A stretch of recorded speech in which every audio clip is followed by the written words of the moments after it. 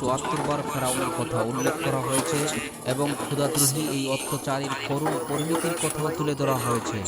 মুসা আলাইহিস সালাতু ওয়াস সালামের কাছে ফেরাউন যখন যুক্তিতর্কে হেরে গেল, তখন সে ঘোষণা করল, লা উকাত্তিআন্না আইদিয়াকুম ওয়া আরজুলাকুম মিন খিলাফ ওয়া লা উসাল্লিবান্নাকুম আজমাইন। আমি অবশ্যই তোমাদের হাত ও পা বিপরীত থেকে কর্তন করব এবং তোমাদের সবাইকে ফাঁসিতে চড়াবো।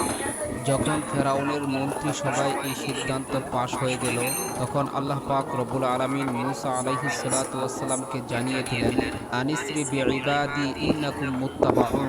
হে মুসা, আমার বান্দাদেরকে নিয়ে রাত্রির যুগে বের হয়ে যাও, নিশ্চয়ই তোমাদেরকে পশ্চাৎধাবন করা হবে।